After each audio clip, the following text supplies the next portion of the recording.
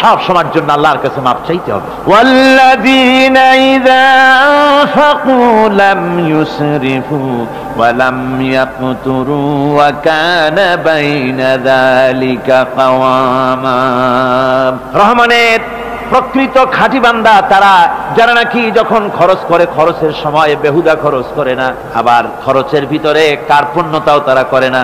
ওয়া কানা বাইনা যালিকা কাওয়ামা, এই দুইয়ের মাঝে তারা ভারসাম্য রক্ষা করে, মধ্যম নীতি অবলম্বন করে চলে। তার মানে হলো পয়সা আছে বলি এই পয়সা দিয়ে তারা মদ খায় না, জুয়া খেলে না, মিনা বাজার ইত্যাদি শয়তানি বদমাশি সিনেমা হল ইত্যাদি বানায়া পাপের বোঝা বাড়ায় না। তারা অতিরিক্ত কোনো খরচ করে না, আবার অর্থ পূজারী ব্যক্তির মতো কার্পণ্যতাও তারা করে না। দুইয়ের মাঝে তারা ভারসাম্য রক্ষা করে। এক শ্রেণীর লোক আছে মাল শুধু জমায়, খরচ টরচ করে না। কোরআন শরীফে বলা হয়েছে আল্লাযী জামা মালান ওয়া আদ্দাদা, মাল জমা করে আর গুনতে থাকে, মাঝে মধ্যে আবার টেলিফোন করে, হ্যালো সোনালী ব্যাংকের ম্যানেজার সাহেব নাকি? বলে হ্যাঁ, দেখুন তো আমার আমলনামাটায় কত আছে। এখন হিসাব টিসাব করে আর তাড়াতাড়ি, এখন তো আর আমলনামা দেখতে সময় লাগে না, তাড়াতাড়ি দেখা যায়। আগে যেমন ব্যাংকে গিয়ে জানতে কেউ চাইতো যে আমার ডেবিট কত, ক্রেডিট কত, ব্যালেন্স কত ইত্যাদি জানতে চাইলে তাকে একেবারে সেই লেজার খোলা লাগে, বিরাট বিরাট বই, বড় বড় কিতাব যা গরুর গাড়ি দিয়ে টানা লাগে, এত বিশাল বিশাল বই ছিল। এখন সেগুলি সংক্ষিপ্ত হয়ে একেবারে কম্পিউটারের মধ্যে ঢুকানো হয়েছে। কম্পিউটারের ভেতরে রয়েছে একটা ছোট্ট যন্ত্র যার নাম হলো মাইক্রোচিপস, একেবারে এতটুকু ছোট্ট মাইক্রোচিপ। এই মাইক্রোচিপসের ভেতরে হাজার হাজার ক্লায়েন্টসদের ডেবিট ক্রেডিট, তাদের ট্রানজাকশন, তাদের ব্যালেন্স সব কিছু রয়ে গেছে। আপনি যখনই জিজ্ঞেস করবেন সে বাটন একটা দাবালো আর সাথে সাথে স্ক্রিনে এসে গেল আপনার নাম কি, বাপের নাম কি, দাদার নাম কি, কত টাকা জমা করছিলেন, কোন কোন তারিখে উঠাইছেন, আছে কত, নিছেন কত, 14 গোষ্ঠীর ইতিহাস একটা চাপে চলে আসে। তো আমি মানুষকে এভাবে বলি যে এই বুদ্ধিটা যিনি দিলেন, লোকেরা বলে তো কয় যে কিয়ামতের দিন আল্লাহ নাকি আমলনামা দিবে মানুষের সামনে হাজির করিয়া, ইমানদারের সামনের থেকে ডান হাতে, বেঈমানের পিছন থেকে কোন হাতে, বাঁ হাতে। এখন ওই আমলনামা সারা জীবনের যত কথা বলছি, যত কাজ করছি সব তাতে লেখা থাকবে। তাহলে সেটা তো একটা বিশাল একটা বই হবে, তো আমরা হাতে করে ধরবই বা কেমনে, আর ওটা হবেই বা কেমনে, আর ওটা পড়বই বা কেমনে। এখন তো বুঝতে সহজ হয়েছে কেমনে পড়বেন। মানুষের মাথায় যদি এই বুদ্ধি আসে, একটা ছোট্ট মাইক্রোচিপসের ভেতরে যদি হাজার হাজার ক্লায়েন্টসদের কোটি কোটি শত শত সহস্র কোটি একটা মাইক্রোচিপসের ভিতরে ঢুকানো যায়, তাহলে এই বুদ্ধি যিনি দিলেন তিনি বুঝি এর চাইতেও ছোট্ট বইয়ের মধ্যে আপনার আমলনামা উঠে দিতে পারবে না নাকি? যারা বলেন পারবে কিনা? নিশ্চয়ই পারবেন, হাজার বার পারবে বন্ধুগণ। সুতরাং এরা মাল জমা করে আর গনে, জিজ্ঞেস করে ম্যানেজার সাহেব কত হয়েছে, বলে যে এত লক্ষ এত। তখন আবার চিন্তা হয় যে আরো কত টাকা জমাইতে পারলে কোটি হয়, তারপরে আরো 200 কোটি হয়, এভাবে তারা জমাইতে থাকে, খরচ করে না। তো এ ব্যাপারে সন্তানের জন্য, সন্তানদের জন্য খরচ যেটা লাগে সেটা স্ত্রী পুত্র সন্তান আত্মীয় স্বজন যে আছে যা, তাদের জন্য যে পরিমাণ খরচ করা লাগে তা যদি না করে তাহলে এটা হচ্ছে বখিলি। আর খরচ করতে গিয়ে যদি বেশি করে তাহলে সেটা হচ্ছে বেহুদা খরচ। এখন এই বেহুদা খরচ থেকে আমাদেরকে বাঁচতে বলা হয়েছে। বিষয়টা হচ্ছে নিজের আত্মীয় স্বজন সন্তান সন্ততির জন্য খরচ করতে হবে যা লাগে তাই, আর আল্লাহ রাস্তায় যখন দেওয়ার কথা আসে তখন প্রাণ খুলে দান করতে হবে। দেখেন লোকেরা যখন আল্লাহ রাস্তায় দান করতে বলা হয় পকেটের মধ্যে হাত দিয়ে তারপর আঙ্গুল অনেক সময় কষাকষি করে। একজনে জিজ্ঞেস করলাম, মিয়া পয়সা দিবাতে এত পকেটে হাত রাখিয়া বাইরে করো না মোটে? কয় যে ঘষে দেখতেছি শিখি না 10 পাই। তাহলে এইভাবে আল্লাহর রাস্তায় দেওয়ার সময় এই যে কার্পণ্যতা, এই কার্পণ্যতা মানুষকে তাকে শেষ করে দেয়, তার ঈমানকে নষ্ট করে দেয়। আর পয়সা আছে বলে বেশি খরচ করতে হবে, যেমন বিবাহে লোকেরা খরচ করে আমাদের দেশে, কোরবানি করতে গিয়ে খরচ করে। হ্যাঁ, কোরবানি করবেন, আপনি ভালো একটা কোরবানি করবেন, আপনার পয়সা যেমন আছেন তেমন, কিন্তু 50,000 টাকা দাম দিয়ে একটা গরু কিনা সেই গরুর গলায় মালা দিয়া এরপরে সারা শহরে প্রদর্শনী করতে হবে, এর কোনো যুক্তি নাই। আছে কোনো যুক্তি? যদি তা হয় তাহলে ওই গরু যিনি কেনেন তারও গলায় মালাই দিয়া দুজনে একসাথেই ঘুরানো দরকার, বুঝলেন? আমার বন্ধুগণ, আপনি কোরবানি করবেন, কোরবানি আপনার 10,000 টাকায় হয়ে যেতে পারে, 15,000 টাকায় হয়ে যেতে পারে, বাকি টাকাগুলি আল্লাহর রাস্তায় খয়রাত করে দেন। কত গরিব আত্মীয় আছে তাদের দিয়ে দেন। 50,000 টাকা দিয়ে বিরাট বাজারের সেরা গরু খরিদ করে কোরবানি দিচ্ছেন। অর্থটা কি? মানুষকে দেখাচ্ছেন আল্লাহর দরবারের গোশত যাবে না, চামড়া যাবে না, রক্ত যাবে না, যাবে আপনার নিয়ত। কি যাবে? নিয়ত। সুতরাং আল্লাহর রাস্তায় যখন খরচ করবেন সেই খরচ করার ব্যাপারে তখনও নিয়তটা দেখতে হবে। হালাল পথে খরচ করতে গেলেও নিয়তটা দেখতে হবে, এবং তখনও বেহুদা খরচ করা যাবে না। বিবাহে যেভাবে খরচ আজকাল করে মানুষেরা, হুজুর সাল্লাল্লাহু আলাইহি ওয়াসাল্লাম বলেছেন যে বিবাহে যত খরচ কম সেই বিবাহ তত বরকতপূর্ণ। আর আমরা মনে করি বিবাহে যত বেশি খরচ বাড়ানো যায় ততই এটা বেশি শানদার হবে। উল্টা চিন্তা করি। আল্লাহ রাব্বুল আলামিন এরপরে বলছেন والذين لا يدعون مع الله إلها آخر ولا يقتلون النفس التي حرم الله إلا بالحق ولا يزنون ومن يفعل ذلك يلقى أثاما। আর রহমানের খাঁটি বান্দা যারা, তাদের ৫ম নম্বরের বৈশিষ্ট্য হচ্ছে এই যে তারা আল্লাহর সাথে আল্লাহকে বাদ দিয়ে অন্য কাউকে ইলাহা বলে, মাবুদ বলে ডাকে না। এই ব্যাপারেও ব্যাখ্যা আমরা এই মাহফিলে দিয়েছি, মনে আছেন আপনাদের? আল্লাহ ছাড়া অন্য কাউকে ইলাহা বলে ডাকা যাবে না। ওয়ালা ইয়াকতুলুনা আন-নাফসাল্লাতী হারামাল্লাহু ইল্লা বিল হক। আর আল্লাহ যে সমস্ত প্রাণকে, আর ওই লোকেরা যারা নাকি আল্লাহ ছাড়া, ইমাম রহমানের বান্দা যারা, তারা একদিকে তো আল্লাহ ছাড়া অন্য কাউকে ডাকে না, মাবুদ বলে স্বীকার করে না, অন্যদিকে আল্লাহর হারাম করা প্রাণগুলিকে তারা ধ্বংস করে না। অর্থাৎ আল্লাহ যাদেরকে হত্যা করতে নিষেধ করেছেন, প্রাণীদেরকে হত্যা করতে, মানুষ হত্যা করতে নিষেধ করেছেন, আল্লাহর নিষেধ, আল্লাহ যেগুলি জায়েজ করেছেন সেগুলি বাদ দিয়ে হত্যা করা, এগুলি তারা করে না। ওয়ালা ইয়াজনুন, আর তারা জেনা ব্যভিচারেও লিপ্ত হয় না। এটা হচ্ছে যে এই সমস্ত লোকগুলি তারা গুনাহ থেকে মুক্ত থাকতে চেষ্টা করে, তারা আল্লাহ ছাড়া আর কাউকে রব বলে ডাকে না, ইলাহ বলে ডাকে না, মাবুদ বলে ডাকে না। হযরত ইবনে মাসউদ রাদিয়াল্লাহু তাআলা আনহু বলেছেন, তিনি রাসূল পাক সাল্লাল্লাহু আলাইহি ওয়াসাল্লামের কাছে জিজ্ঞেস করেছিলেন, হে রাসূল, সবচেয়ে বড় গুনাহ কি? হুজুর বলেছেন সবচেয়ে বড় গুনাহ 3টা। সবচেয়ে বড় গুনাহটা কয়টা? রাসূল পাক সাল্লাল্লাহু আলাইহি ওয়াসাল্লাম বলেছেন সবচেয়ে বড় গুনাহ হচ্ছে 3টি। একটি হচ্ছে, তুমি যদি কাউকে আল্লাহর সমতুল্য প্রতিদ্বন্দ্বী বানিয়ে যদি তার কাছে কিছু চাও, তাহলে এটা সবচেয়ে বড় গুনাহ। সন্তান দিতে পারেন আল্লাহ, তোমাকে রোগমুক্ত করতে পারেন আল্লাহ, আল্লাহ যা করতে পারেন এই সব বিষয়গুলি যদি মানুষের কাছে চাও, তাহলে তুমি আল্লাহর জায়গায় তাকে বসালে, এটা সবচেয়ে বড় গুনাহ। আর 2 নম্বরের গুনাহ হচ্ছে নিজের সন্তান তোমার খাবার খাবে, তোমার খাবারে সন্তান ভাগ বসাবে, এই ভয়তে সন্তানকে হত্যা করা, এটাও বিরাট পাপ। আর 3 নম্বরে হচ্ছে প্রতিবেশীর স্ত্রীর সঙ্গে জেনা করা, এটা হলো আরেকটি। মোট 3টি গুনাহ বলেছেন রাসূলুল্লাহ, সবচাইতে মারাত্মক গুনাহ। তার মধ্যে এই গুনাহগুলি তো আমাদের সমাজে চালু আছে। একদিকে সমাজের ভেতরে রয়েছে আল্লাহ ছাড়া মানুষের কাছে, মাজারের কাছে গিয়া, কবরের কাছে গিয়া, কবরওয়ালার কাছে চাওয়ার এই রেওয়াজ চালু আছে। এই রেওয়াজ কি চট্টগ্রামে কমেছে না বেড়েছে? কমেছে। জোরে কোন আলহামদুলিল্লাহ। কমে গিয়েছে, আগের তুলনায় বহুত কমেছে। যারা এই মাজারকে নিয়ে ব্যবসা করে, তারা অনেকে বলেছেন যে আমাদের ইনকাম আগে যা ছিল তার থেকে 4 আনায় নেমে গিয়েছে, 12 আনায় শেষ। জোরে কোন আলহামদুলিল্লাহ। জোরে বলেন আলহামদুলিল্লাহ। এই মাজার পূজা থেকে বাঁচতে হবে। 2 নম্বরে রয়েছে, সমাজের ভিতরে চালু আছে এই যে সন্তান হত্যা করা, এই হত্যা করার এক রেওয়াজ চালু আছে। এরপরে রয়েছে এমনি মানুষকে হত্যা করা।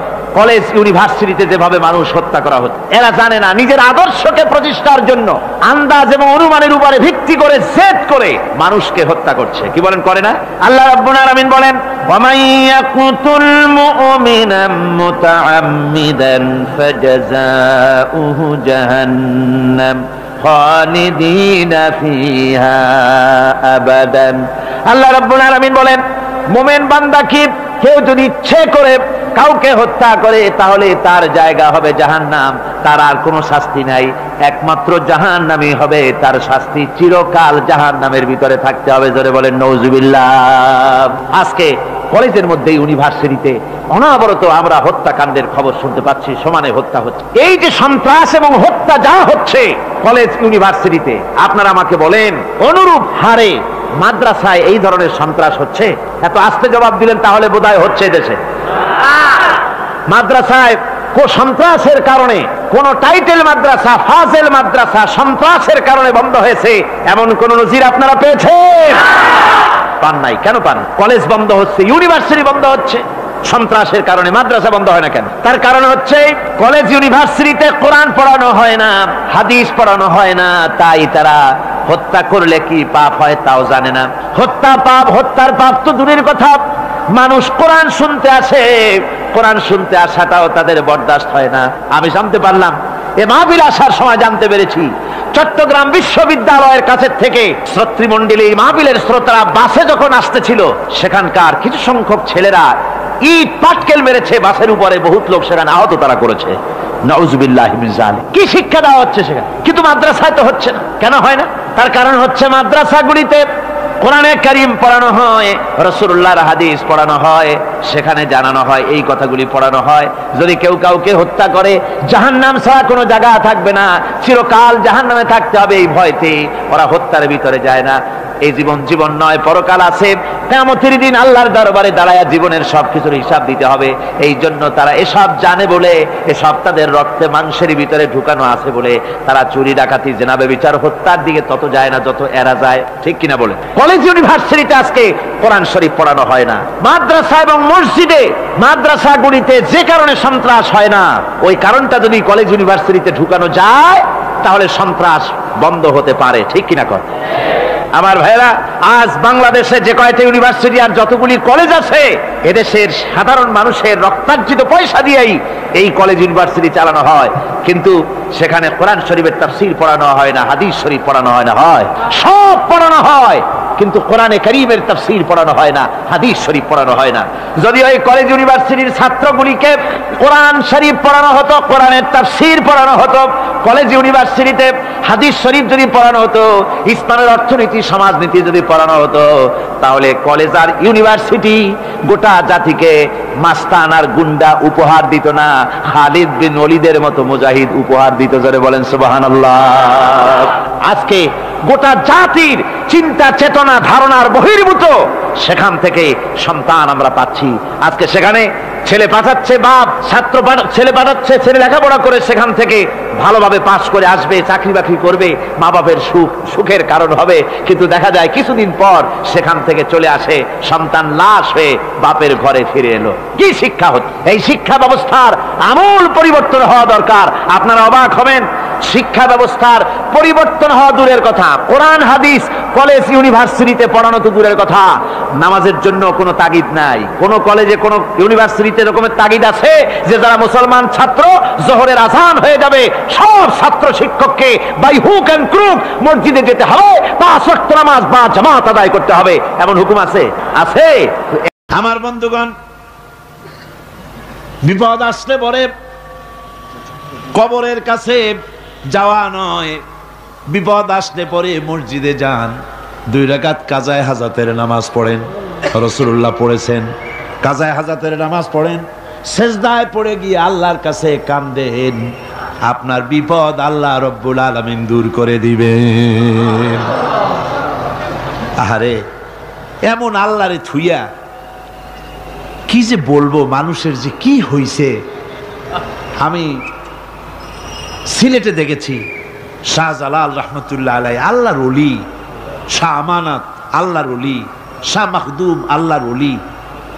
এই ওলিরা কোনোদিন বলে যায় নাই যে আমার মাজারে পাহারা দিয়ে তোমরা টাকা আদায় করো, বলছে কেউ?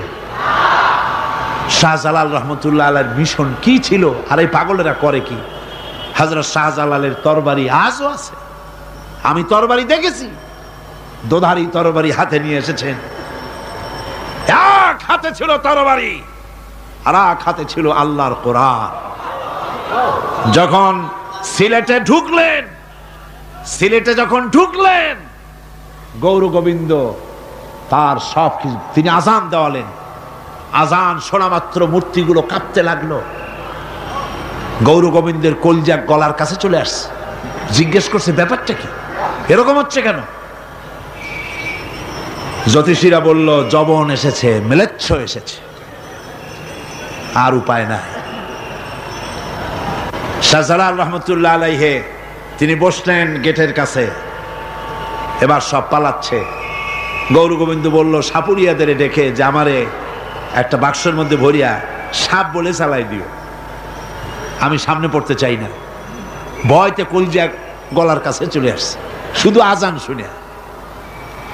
এরপরে লোক সব চলে যাচ্ছে, উনি দেখতেছেন যাও যাও যাচ্ছে সব। তারপরে ঝুড়িতে করে যাচ্ছে সাপুরিয়ারা, তোমাদের এর মধ্যে কি সাপ, যাও যাও যাও। এরপরে বড় একটা বাক্স, এটার মধ্যে কি? কাজে হুজুর আমরা সাপ খেলা দেখি, এর মধ্যে সাপ, নামাও, আমি সাপ খেলা দেখবো, নামাও ওটা।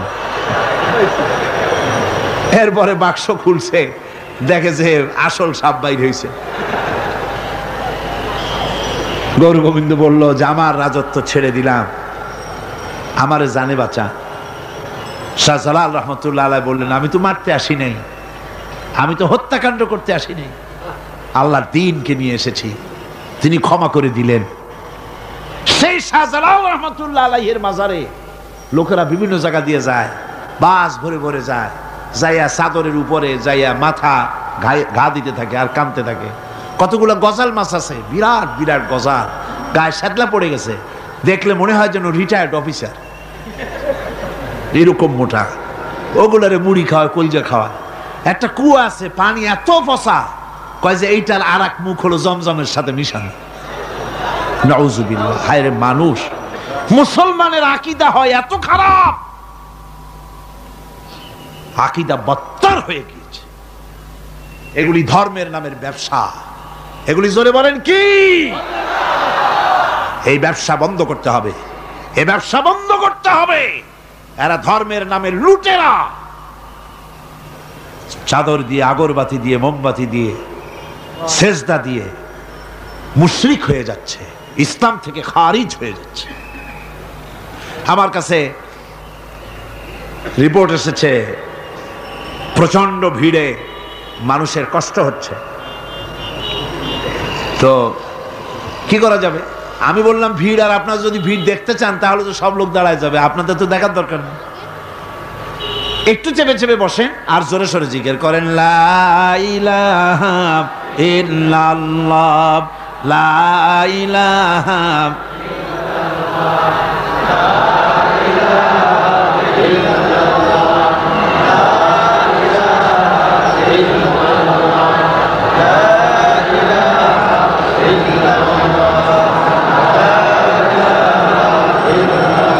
আপনি কিন্তু বসেই এগোতে পারতেন, দাঁড়ালে পরে ডিস্টার্ব হয়, হাঁটলে পরে ডিস্টার্ব হয়। নিজের কপালটারে খারাপ করেন না, এত সুন্দর আল্লাহর কথা শোনা থেকে নিজেকে মাহরুম করতে চেষ্টা করেন না। নিজেও শোনেন, অপরকেও শুনতে দেন। বসেন, মাজা ব্যথা করবে না, আল্লাহ মাজা ব্যথা ভালো বানায় দেবে যত সময় বসবেন। কোন আলহামদুলিল্লাহ। আপনারা বসছেন যে জায়গাটায়, এটা বেহেশতের টুকরা। এটা কি? এরা প্যারেড ময়দান নয়। মাজালিসুল ইলম হিয়া রাউযাতুম মিন রিয়াদিল জান্নাহ। হযরত আলী বলেছেন, যেখানে ইলম চর্চা হয়, কোরআন আলোচনা হয়, হাদিস আলোচনা হয়, সেটা কোনো সাধারণ জায়গা না, সেটা জান্নাতের টুকরা হয়ে যায়। জোরে কোন সুবহানাল্লাহ। কাজী বেহেশত থেকে শয়তানের জন্য বাইর করিয়া না দেয়, সতর্ক থাকেন। শয়তান কি চায় যে আপনি সারাক্ষণ শোনেন? কি কোন চায়? চায় না। শয়তানের খপ্পরে পড়েন না, বসেন আর শোনেন। ইমানদার যখন বিপদে জর্জরিত হতে থাকে তখন সে ভেঙে পড়ে না, তখন অন্ধকারের, বিপদের অন্ধকার বিদীর্ণ করে আলোর এক প্রভা তার চোখের সামনে উদ্ভাসিত হয়ে ওঠে। সেটা কি? সেটা হলো আল্লাহ রাব্বুল আলামিনের বাণী, ফাইন্না মাআল উসরি ইউসরান, ইন্না মাআল উসরি ইউসরা। আল্লাহ পাক বলেন, জেনে রাখো, দুঃখ এবং কষ্টের সাথে রয়েছে সুযোগ আর সুবিধা, আর অসচ্ছলতার সাথে রয়েছে উদার সচ্ছলতা। জোরে কোন সুবহানাল্লাহ। কাজে ভয় পাওয়ার কারণ নাই, হতাশ হওয়ার কারণ নাই। মন আশায় বুক বেঁধে রাখো। গুনাহ করেছো, হতাশ হয়ো না। যুবকদের গুনাহ করা স্বাভাবিক। ইউনিভার্সিটির ছাত্র, কলেজের ছাত্র, প্রফেসর, শিক্ষক, অফিসার ঘুষ খেয়েছেন, জিনা করা হয়েছে, মদ খাওয়া হয়েছে, মিথ্যা কথা বলা হয়েছে, যাই কিছু করেন না কেন ভয় পাওয়ার কারণ নাই, নিরাশ হওয়ার কোনো দরকার নাই। আল্লাহ পাক ডেকে বলেছেন, কুল ইয়া ইবাদিয়াল্লাযীনা আসরাফু আলা আনফুসিহিম লা তাকনাতু মির রাহমাতিল্লাহ। আরে আমার আল্লাহর মতো এত ভালো আর কেউ আছে? এত দরদ আর কারো আছে? আমার আল্লাহ বলেন, ও নবী, আপনি শোনায় দেন, হে আল্লাহর বান্দারা, তোমরা যারা নিজেদের উপরে বাড়াবাড়ি করেছো, নিজেদের উপরে জুলুম করেছো, অত্যাচার করেছো, আমি আল্লাহর রহমত থেকে নিরাশ হয়ে যেও না।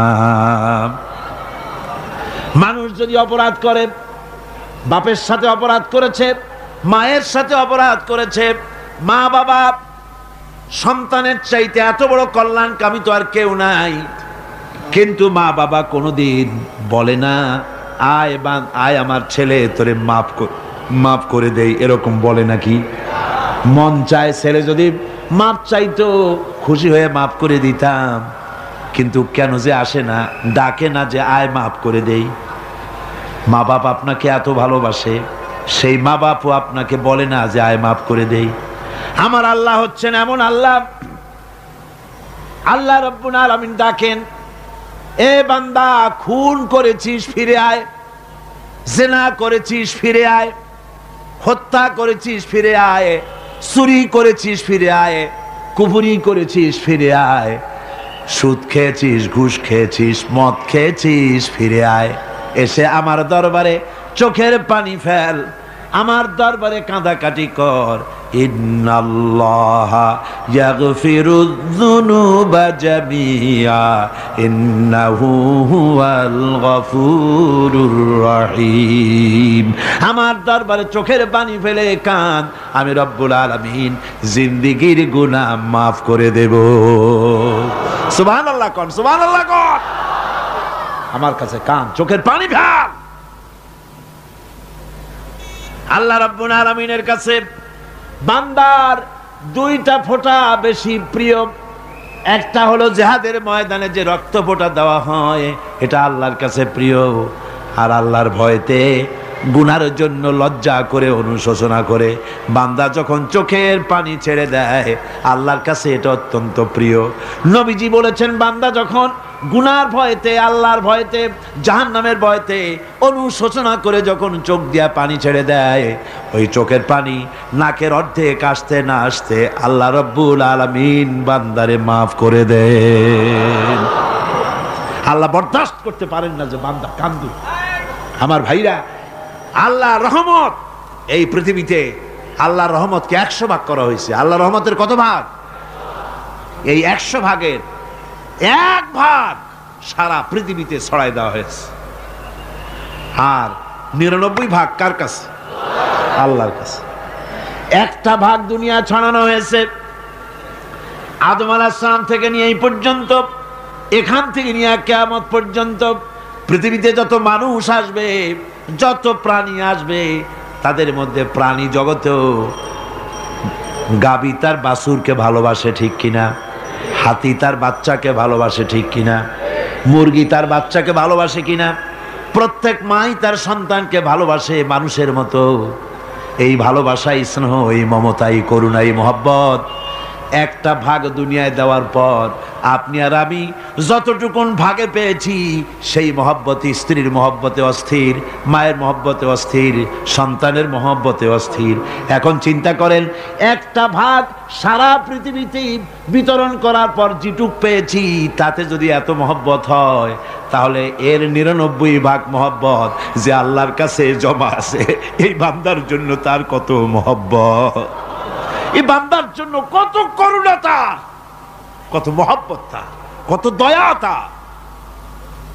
এজন্য আল্লাহ রাব্বুল আলামিন বলেছেন, নাব্বি ইবাদি আন্নি আনাল গফুরুর রহিম।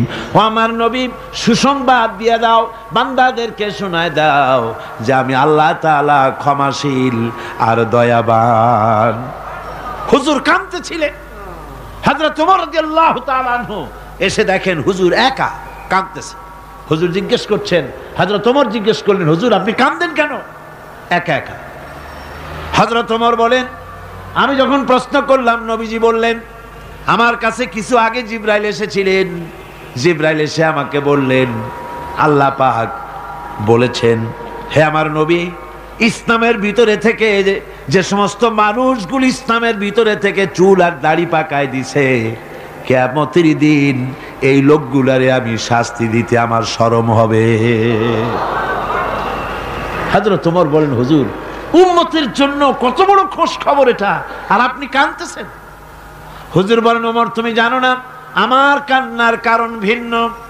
আমার কান্নার কারণ হলো যে আল্লাহ রাব্বুল আলামিন কিয়ামতের দিন দাড়ি চুল পাকা বান্দারে শাস্তি দিতে শরম করবেন, সেই দাড়ি চুল পাকা বান্দাগুলি আল্লাহর সাথে নাফরমানি করতে শরম করে না। আমি এই লজ্জায় কাঁদতেছি ভাইরা।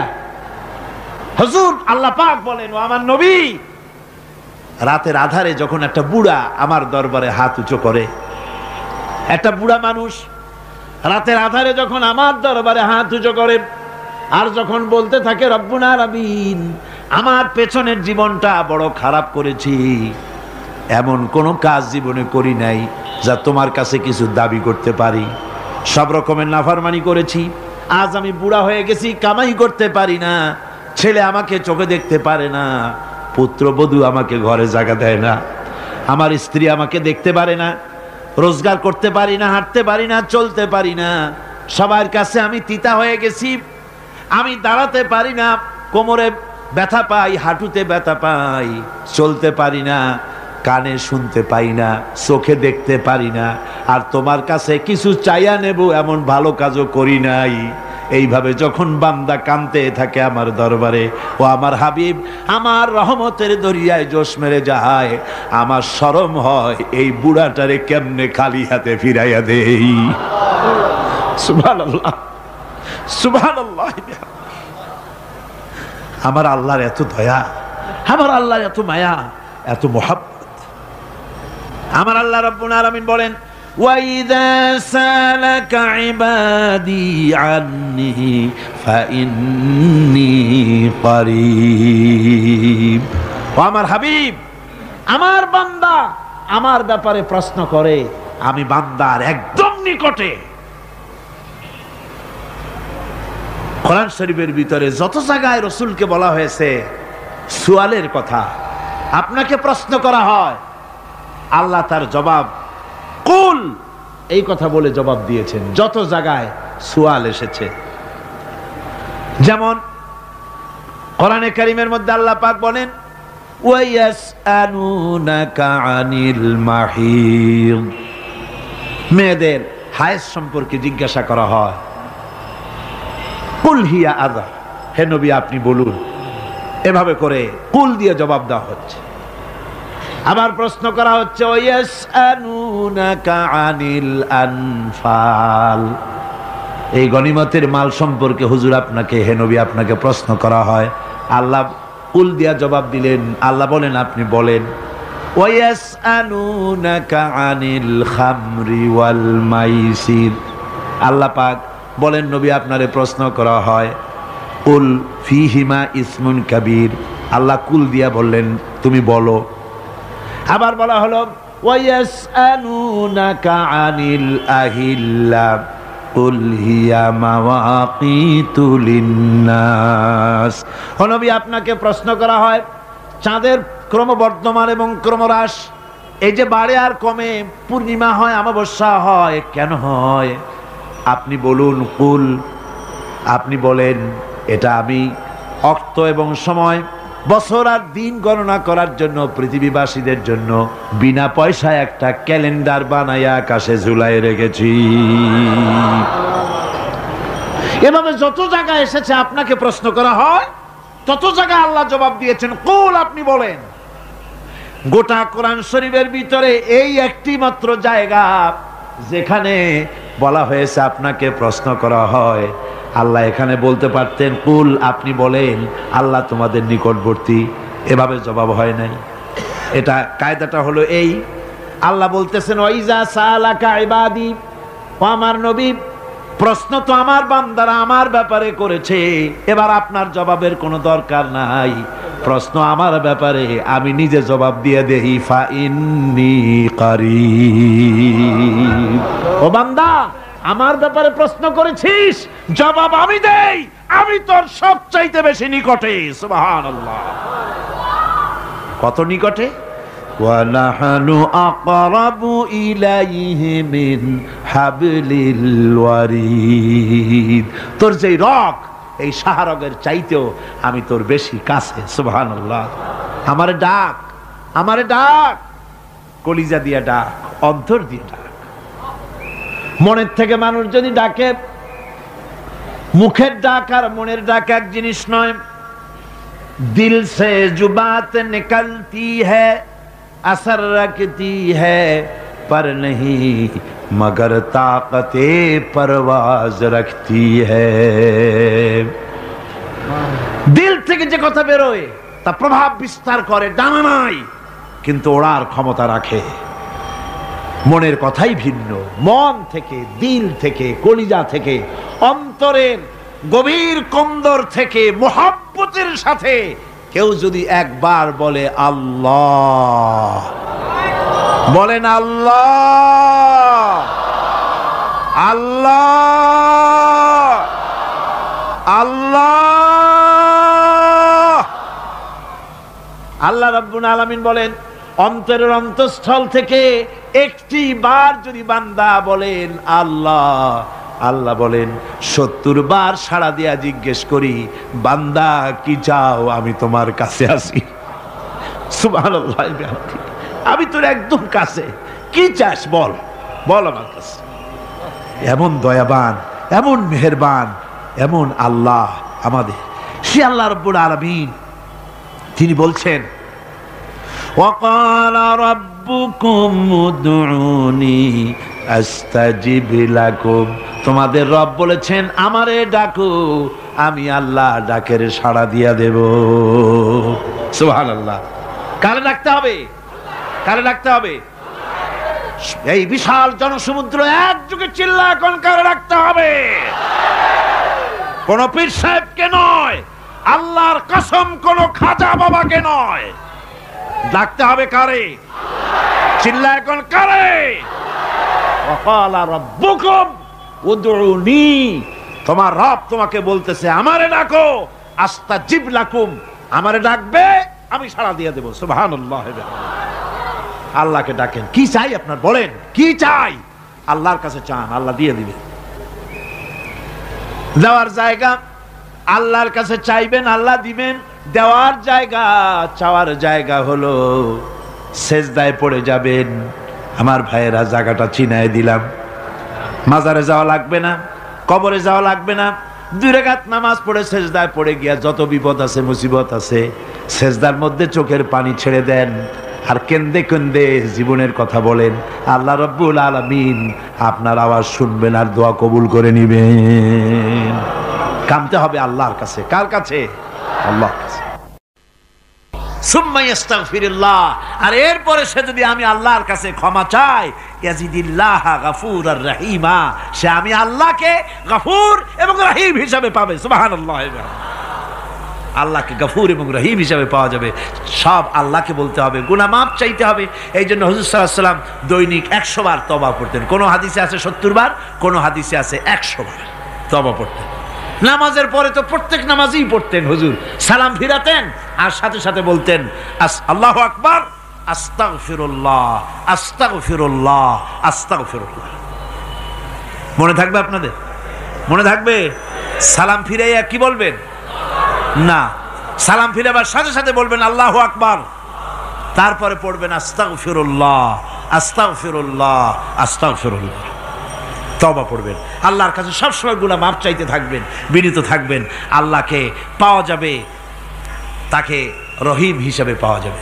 সুতরাং ঈমান বিল্লাহ, আল্লাহর প্রতি ঈমান আনলে পরে 4th নম্বরের যে উপকারটা হবে সেটা হলো হতাশায় ভুগবে না, নিরাশায় ভুগবে না, আশায় বুক বেঁধে উঠবে, ঈমান মজবুত হবে, আল্লাহর কাছে মানুষ বিনয়ী হয়ে যাবে।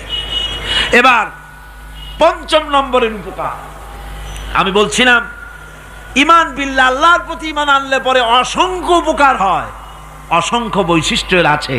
এর 6টা উপকারের কথা আমি বলবো। কয়টা? অসংখ্য উপকারের ভিতরে প্রধান 6টি উপকারের কথা বলবো। এর বললাম কয়টা? 4টে বলেছি। এবার বলো 5ম উপকারের কথা। আল্লাহর প্রতি আপনি পূর্ব পশ্চিমে কতবার মুখ ঘোরালেন, এটাই কিন্তু আপনার আসল সৎ কাজ নয়। আসল সৎ কাজ হলো আল্লাহর প্রতি ঈমান আনা। এই ঈমানের ব্যাপারে 3টা দিন আমরা পার করে দিলাম, এখনো কথা শেষ হয় নাই। আল্লাহর প্রতি ঈমান আনলে পরে যে উপকারটা হবে 5ম নম্বরে, সেটা হলো কঠোর এবং কঠিন বিপদের ভিতরে বান্দার ভিতরে অবিচলতা এবং ধৈর্যেও সৃষ্টি হয়ে যাবে। আলহামদুলিল্লাহ। কঠিন বিপদ মুসিবত আসলে পরে সে অবিচল থাকবে। সারা দুনিয়ার বিপদ আপদ, শত্রুতা, দুঃখ, কষ্ট, মুসিবত, জুলুম, নির্যাতন সব কিছু পাহাড়ের মতো উঁচু হয়ে তাকে ঘিরে ফেলবে, কিন্তু তাকে এক চুলও নাড়াতে পারবে না। আলহামদুলিল্লাহ। সারা পৃথিবী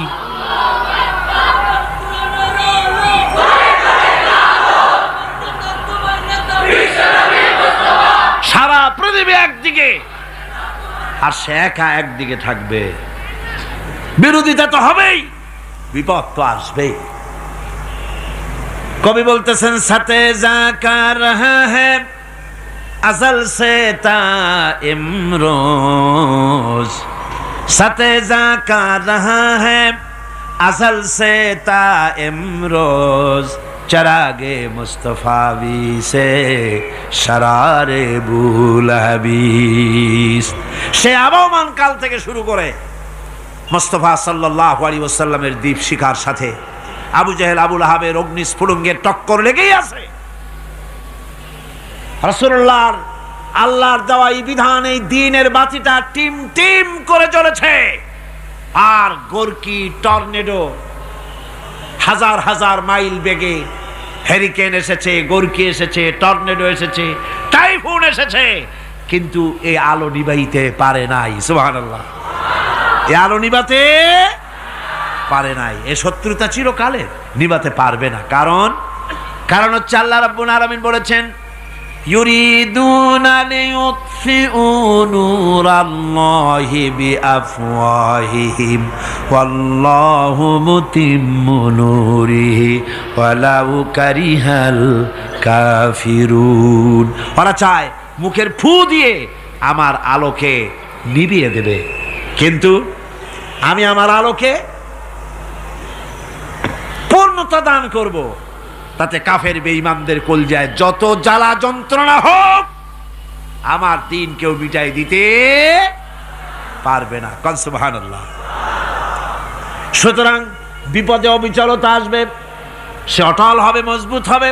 কোরআনে কারীম বলতেছে ওয়া কাযালিকা জাআলনা লিকুল্লি নাবিয়্যিন আদুওয়াম মিনাল মুজরিমিন। এই পৃথিবীতে এমনি করে আমি সকল নবীদের শত্রু বানিয়েছি, সব পাপিষ্ঠ অপরাধীদেরকে। নবীদের সাথে বিরোধিতা করেছে কারা? পাপিষ্ঠরা আর অপরাধীরা। আজও খুঁজে দেখেন, আজও ইসলামী আন্দোলনের বিরোধিতা যারা করে সবগুলি কি পাপিষ্ঠ? সত্য কিনা কর? ইসলামী আন্দোলনের বিরোধিতা যারা করে হিসাব করে, চোখ দিয়ে তাকায় দেখেন, খুঁজে দেখেন তাদের নামগুলি। মদখোর, জিনাকার, বদমাশ, চোর, হাইজাকার, বেনামাজি, লুটেরা, মিথ্যাবাদী, সবচাইতে সমাজের নিকৃষ্ট লোকগুলি ইসলামের বিরোধিতা করে।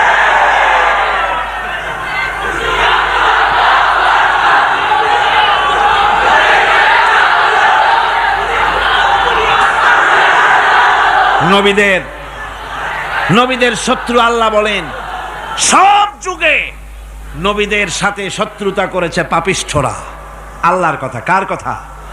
সকল যুগে নবীদের সাথে শত্রুতা করেছে পাপিষ্ঠরা, নিকৃষ্ট ধরনের অপরাধীরা। সুতরাং নবী রাসূলদের অবস্থা যখন এই, তখন দ্বীনের দাওয়াত যারাই দেবে তাদের কিসমত এরকম হবেই। এই বাধার মোকাবেলা তাদেরও করতে হবে। এই যে বাধাটা আসে, এই যে মারে, অপরাধ কি? এই যে তারা চোর বা ডাকাত যাদের মারা হয়।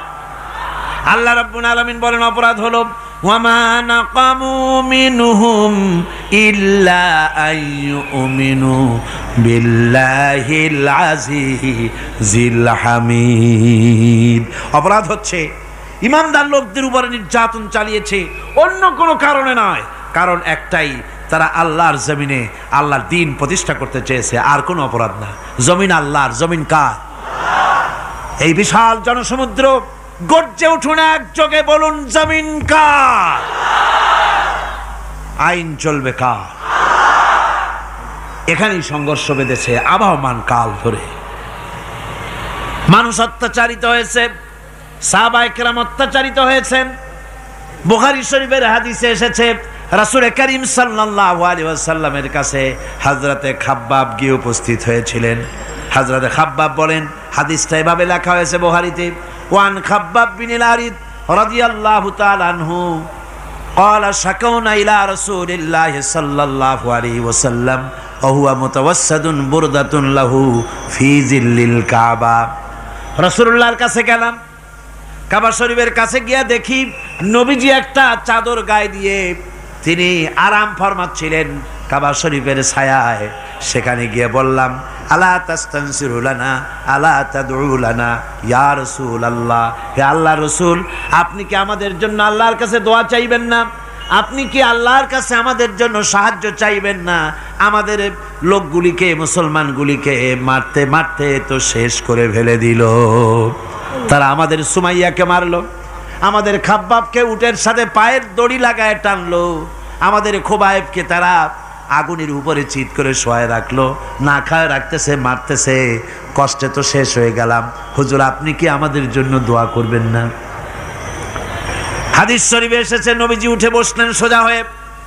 নবীজি বলেন, ও আমার সাহাবী, ও খাব্বাব, শোনো, তোমাদের আগে এই পৃথিবীতে যারা দ্বীনের দাওয়াত দিতে এসেছিলেন তাদেরকে সমকালীন রাষ্ট্রশক্তি, সমাজ শক্তি তাদেরকে ধরতো। ফায়ু খাজুর রাজুলো, তাদেরকে তারা ধরতো। ফায়ুহফারু লাহু ফিল আরদ, আর তার জন্য জমিনের ভিতরে কবর বানাইতো। ওই কবর ফায়ু জালু ফিহা, ওই কবরের ভিতরে তাকে কোমর পর্যন্ত গেড়ে দিত।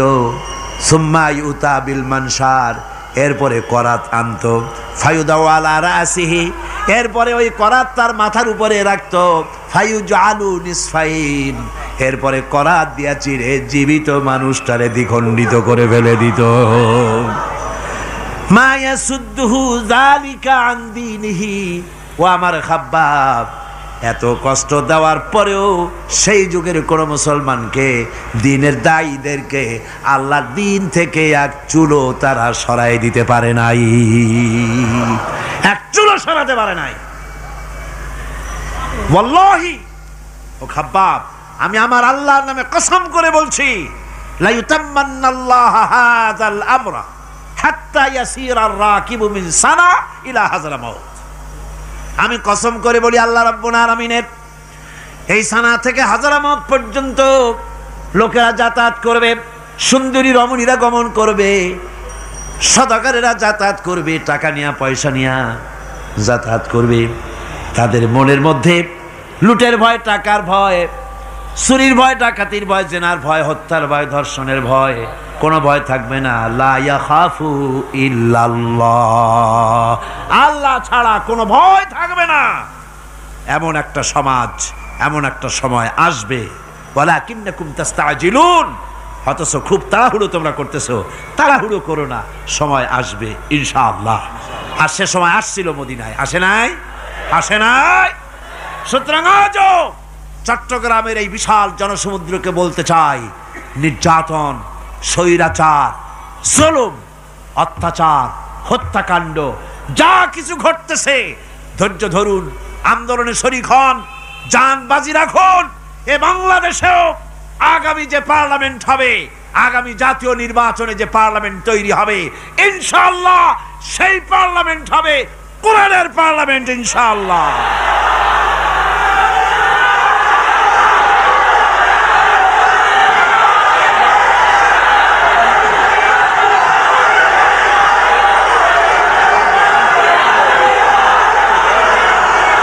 আমার ভাইয়েরা, আমার বন্ধুগণ, কঠিন বিপদে অবিচলতা এবং ধৈর্যের দৃষ্টান্ত রেখে গেছেন আম্বিয়া আলাইহিমুস সালাম। সুবহানাল্লাহ। কঠিন বিপদে অবিচলতা, দৃঢ়তা, ধৈর্য কারে বলে, তার দৃষ্টান্ত কারা রেখেছেন? আম্বিয়া আলাইহিমুস সালাম। ওনারাই আমাদের আদর্শ, নবীরাই আদর্শ। সাহাবায়ে কেরাম রিদওয়ানুল্লাহ তাআলা আলাইহিম আজমাইন আমাদের আদর্শ। ভাইরা আমার, মুসা আলাইহিস সালামকে ফেরাউন যখন ঘিরে ফেলে দিল, কোরআনের সব কথা গল্প গুজবার ইতিহাসের জন্য লেখা হয় নাই।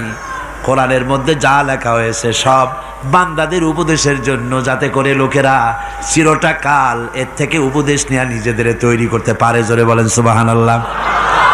মুসা আলাইহিস সালামের কথা আল্লাহ বলেন, ফেরাউন তাকে ঘিরে ফেলে দিল, পালাবার রাস্তা নাই। ফালাম্মা তারা আল জামআন ক্বালা আসহাবু মূসা ইন্না লামুদরাকুন। মুসা আলাইহিস সালামের উম্মতেরা বললেন, হে মুসা, পাকড়াও হয়ে গেছি, পালাবার রাস্তা নাই। 3 দিক থেকে আমাদেরকে ঘেরাও করেছে ফেরাউনের শক্তি। সামনে কি? দরিয়া, আর 3 দিকে কি? ঘেরাও আন্দোলন। পালাবার পথ নাই, পালাবার পথ নাই। সারাশি আক্রমণ, ঘেরাও আন্দোলন।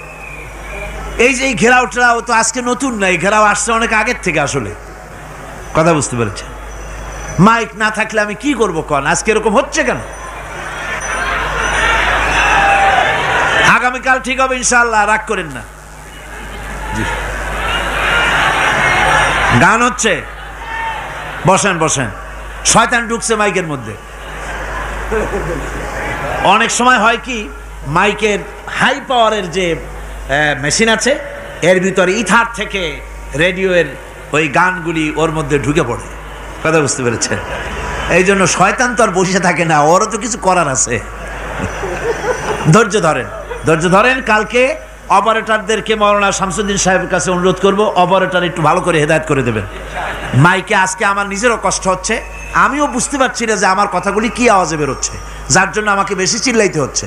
বক্তাকে কি লাউডে তার কথা বেরোচ্ছে তা তার কানে আসতে হয়, তাহলে বোঝা যায় যে আমার কথাগুলি কিভাবে বেরোচ্ছে। এটা এই অবস্থায় সিচুয়েশন আজকে নাই, এবং লোকেরাও মাইকের ব্যাপারে আজকে অভিযোগ করেছে, যা বিগত 16 বছরে করে নাই। সেটের ব্যাপারে কোথাও কোনো অসুবিধা হয়েছে?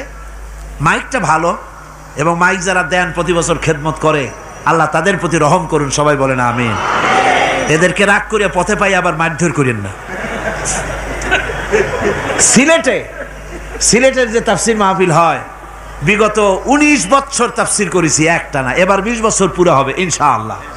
সিলেটে একটানা 20 বছর তাফসির করতেছি সেখানে। তো মাইক যে একটা লোক বিনা পয়সায় মাইক দেয়, মাইকের ভাড়া সে নেয় না। তাফসিরের মাহফিলের মাইকের ভাড়া নেয় না। যে বছর এরশাদ সরকার আমাকে প্লেন থেকে নামতে দিল না, আপনাদের মনে আছে? সিলেট থেকে ফিরাই দিল। এই খবরটা মাইকম্যান যখন শুনেছে যে আমাকে নামতে দেয় নাই, ফিরাই দেওয়া হয়েছে, সাথে সাথে স্ট্রোক করেছে, হার্ট ফেল করে দুনিয়া থেকে বিদায় হয়ে গিয়েছে। সিলেটে তাফসির হতে পারবে না এই কথা সে বরদাস্ত করতে পারে নাই। আমি কেঁদেছি আর দোয়া করেছি, আল্লাহ, কোরআনের মহব্বতে লোকটার এই অবস্থা হলো, তোমার জান্নাত তুমি দয়া করে তাকে দান করে দিও। কাজে কোনো ব্যবসায়ী চায় না যে তার ব্যবসাটা খারাপ হোক, লোকেরা মন্দ বলুক। এ মাইকের ব্যাপারে আপনারা আজকে রাগারাগ করেন না, যা হয়েছে কালকে ভালো হবে ইনশাআল্লাহ। সবাই বলেন ইনশাআল্লাহ। এখন চলেন আমরা ফেরাউনের অবস্থা দেখি গিয়া কি করতেছে ফেরাউন। মুসা আলাইহিস সালামকে ঘেরাও করে ফেলেছে, পালাবার উপায় নাই। একদিকে দরিয়া, 3 দিকে ফেরাউনের শক্তি। এই যে ঘেরাও টেরাও মানে নতুন তো না, ধর্মঘট নতুন না, পুরানা জিনিস। এই পৃথিবীতে সর্বপ্রথম ধর্মঘট কিসের উপরে হয়েছে জানেন? এই পৃথিবীর প্রথম ধর্মঘট হয়েছে পেঁয়াজ, রসুন আর ডাইলের উপরে। মুসা আলাইহিস সালামের জামানায় লান নাসবিরা আলা তুআমিন ওয়াহিদ, আমরা এক রকমের খাদ্য আর খাবো না, আমাদের পেঁয়াজ দেওয়া লাগবে, ডাল দেওয়া লাগবে, রসুন দেওয়া লাগবে। সর্বপ্রথম ধর্মঘট হয় মুসা আলাইহিস সালামের জামানায়, সেখান থেকে শুরু হয়েছে। কিন্তু মশাল মিছিল যে আসলো কই থেকে, এইটা আমি খুঁজে পাইনি। পরে প্রত্যেকটা জিনিসের তো ইতিহাস আছে, আমি খুঁজতে খুঁজতে পেলাম। আমি জানি না এর ইতিহাস মূলে কোথায়, কিন্তু আমি যদ্দূর খুঁজে পাইছি সেটা হলো মশাল মিছিলের আবিষ্কার হয়েছে লঙ্কায় রাবণের সময়। হনুমানের লেজে আগুন দিয়া তারপরে লঙ্কা কাণ্ড ঘষালো, নামই আছে লঙ্কা কাণ্ড। হনুমানেরা লেজে আগুন দিয়ে রাবণ যে লঙ্কায় মশাল মিছিল করেছিল হনুমানরে দিয়া, ওই হনুমানের ওই সিস্টেমটা এখনো আমাদের দেশে চালু আছে। এইটা আসলে কোন ভদ্রলোকের এই মিছিল হওয়া উচিত না। আগুন নিয়ে কিসের মিছিল? আগুন হলো জাহান্নামের প্রতীক। আগুন কিসের প্রতীক? জাহান্নামের প্রতীক। যদিও আমাদের উপকারে লাগে, কাজে লাগে। সুতরাং আমরা যা করব, প্রত্যেকটা জিনিসের পেছনে সুন্নতে নববীর কোনো না কিছু থাকতে হবে। কথা বুঝতে পেরেছেন? 3 দিক থেকে ঘেরাও হয়ে গেছে, পালাবার কোনো রাস্তা নেই। হযরতে মুসা আলাইহিস সালামের কাছে উম্মতরা বললেন, পালাবার তো কোনো পথ নাই, এখন উপায়টা কি? আমাদের তো আর উপায় নাই। মুসা আলাইহিস সালাম দেখেন বিপদে পড়ে গেছেন, কিন্তু ধৈর্য হারান নাই, ভয় পান নাই। ভয় পাইছিলেন? ভয় পেয়েছেন? প্রশ্নই ওঠে না। মুসা আলাইহিস সালাম, আল্লাহ পাক যাদেরকে বলেছেন উলুল আজম রাসূল, যাদের বলেছেন তার মধ্যে হযরত মুসা একজন উলুল আজম পয়গম্বর। চারটিখানি কথা না, আল্লাহ কথা বলছেন তার সাথে, কালিমুল্লাহ তিনি। সুবহানাল্লাহ। কর মুসা আলাইহিস সালাম শোনালেন, কাল্লা ইন্না মাইয়া রাব্বি সায়াহদিন। কখনো নয়, আমার উম্মতেরা ভয় পেও না, আমার রব অবশ্যই আমাকে পথ দেখাবেন। সুবহানাল্লাহ। 3 দিক থেকে শত্রু, একদিকে দরিয়া, পালাবার কোন রাস্তা নাই। সেখানে দৃঢ়তার সাথে তিনি বলছেন, অবশ্যই আমার আল্লাহ আমারে পথ দেখাবে। সুবহানাল্লাহ। নবীরা এই দৃঢ়তা দেখিয়েছেন, অবিচলতা দেখাইছেন। আল্লাহ পাক মুসা আলাইহিস সালাম যখন এই দৃঢ়তা দেখালেন, এই অবিচলতা দেখালেন, সঙ্গে সঙ্গে জিবরাইল এসে হাজির হয়ে গেলেন। আল্লাহ পাক বলেন, ফাআওহাইনা ইলা মুসা আন আদরিব বিআসাকাল বাহরা ফানফালাকা ফাকানা কুল্লু ফিরকিন কাত্তাউদিল আযীম। মুসা আলাইহিস সালামকে আমি ওহী নাজিল করলাম, তাকে বললাম হাতে যে লাঠি আছে, এই লাঠি দিয়ে আঘাত করো দরিয়ার উপরে। দরিয়ার উপরে আঘাত করলেন, একটা রাস্তা হয় নাই, 12টা রাস্তা তৈরি হয়ে গেল। আর দেওয়ালগুলা পাহাড়ের মতো উঁচা হয়ে গেল। দরিয়ার ভিতরে পাহাড়ের মতো উঁচা, মজবুত 12টা রাস্তা। এবার মুসা আলাইহিস সালাম তার দলবল নিয়ে চললেন। আল্লাহ রাব্বুল আলামিন বলেন, ওয়া আনজাইনা মুসা ওয়া মান মাআহু আজমাইন। মুসা এবং তার সাথী সঙ্গীদেরকে আমি পার করে দিলাম। মুসা আলাইহিস সালাম এবং তার সাথী সঙ্গী নিয়ে যখন দরিয়ার মাঝখানে আসছে, ফেরাউন তার দলবল নিয়ে এসে গেছে। আসে দেখে নদীর মধ্যে রাস্তা। বাবা, খুব তো কায়দা। ও মনে করছে ওর বাজানের তৈরি করা ডিস্ট্রিক্ট বোর্ডের রাস্তা। ওর লোকজন নিয়ে নেমে গেছে দরিয়ার ভিতরে, ও আসছে মাঝখানে। মুসা আলাইহিস সালাম চলে গেছেন ওপার, দরিয়া পার। মাঝখানে যখন এসে গেল, আল্লাহ রাব্বুল আলামিন পানিকে অর্ডার করলেন কুন। আল্লাহর তো বটন টেপা লাগে না, মুখ দিয়া কোনো হুকুম করা লাগে না, শুধু বলেন কুন। যে ব্যাপারে কুন বলেন ফায়াকুন, সাথে সাথে হয়ে যায়।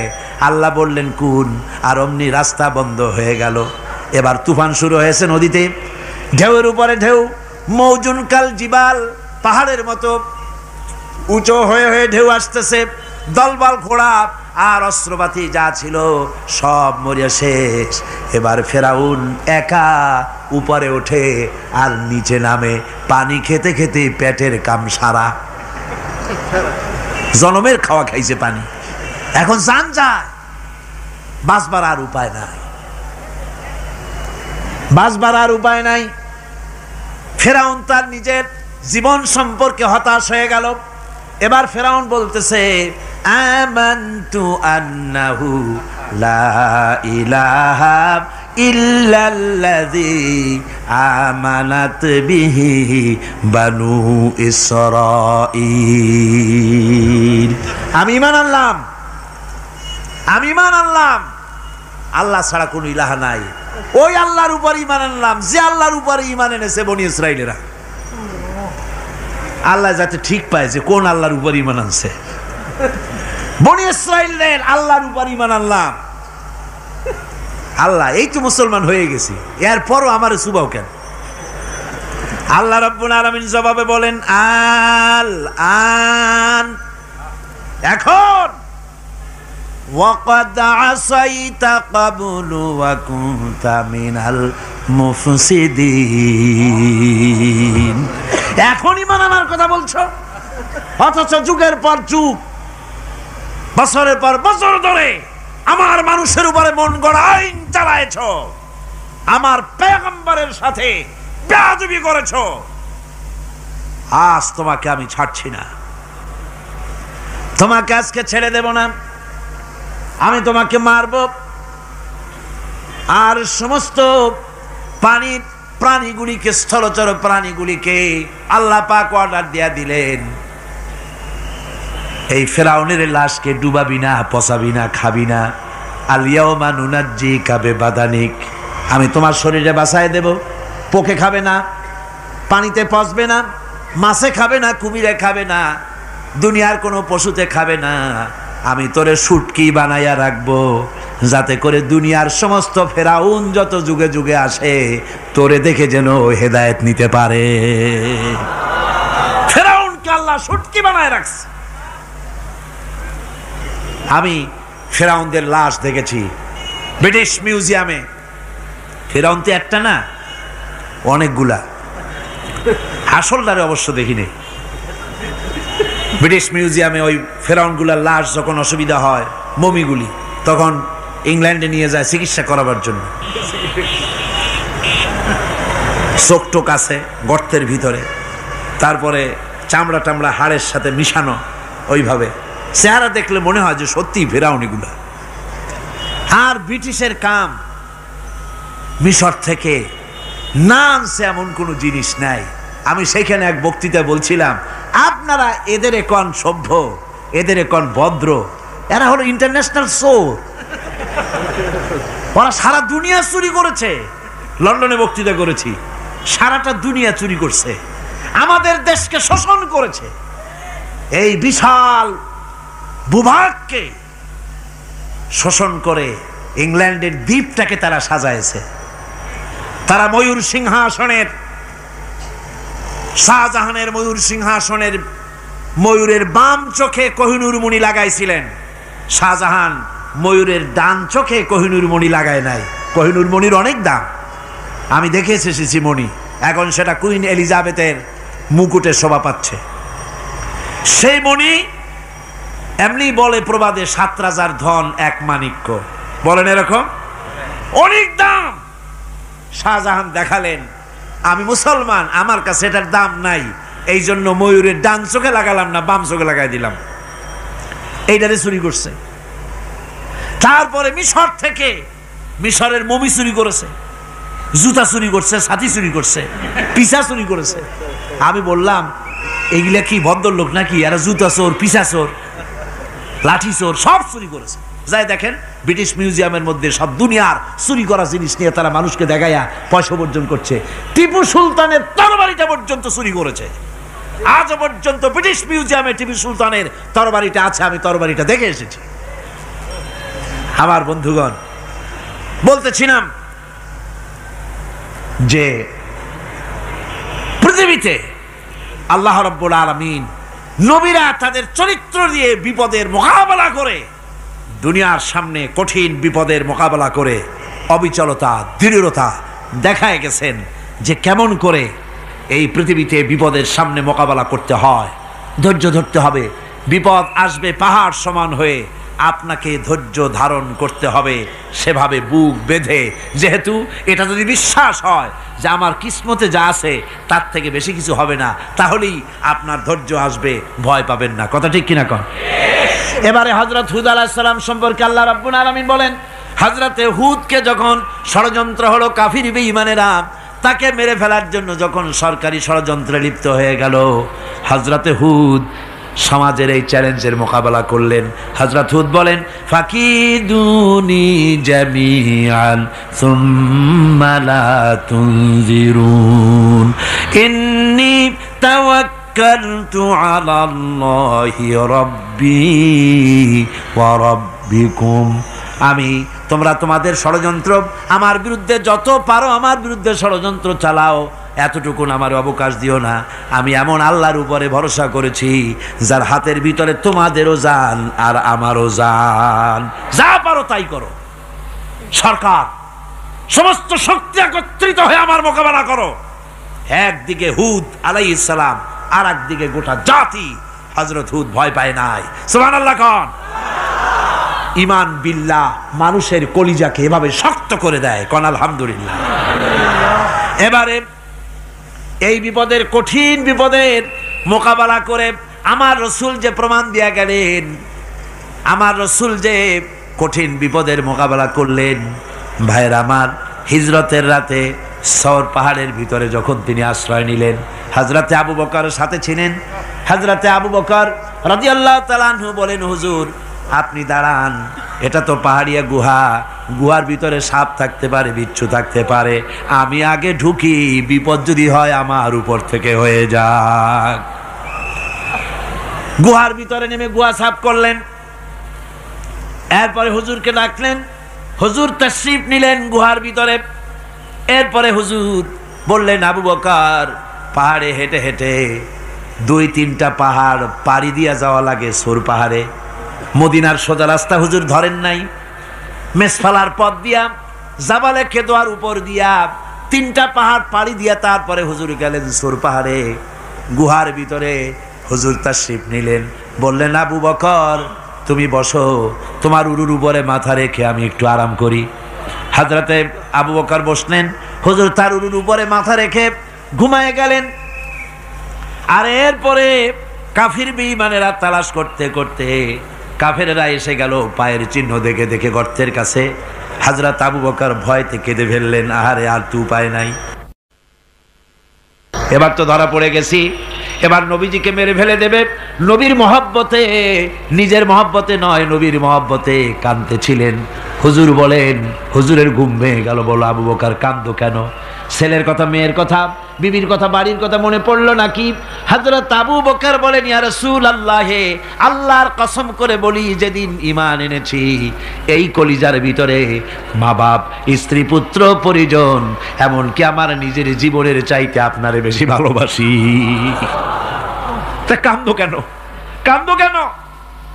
হযরত আবু বকর বলেন, হুজুর ধরা পড়ে গেছি, কাফেররা এসে গেছে গর্তের কাছে, তাকালি আমাদের দেখতে পাবে, আমরা তো মাইনরিটি, ওরা তো মেজরিটি, আমরা তো ধরে মারি ফেলাই দেবে, আপনাকে মেরে ফেলে দেবে, এই জন্য কাঁদি। আল্লাহ রাব্বুল আলামিন, হুজুর তখন কি দৃঢ়তা, কি অবিচলতা, কি ধৈর্যের পাহাড় সম মনোবৃত্তি তখন দেখালেন।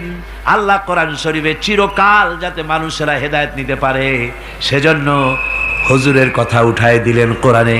আল্লাহ পাক বলেন, ইযহুমা ফিল গার ইয ইয়াকুলু লিসাহিবিহি লা তাহজান ইন্নাল্লাহা মা'ানা।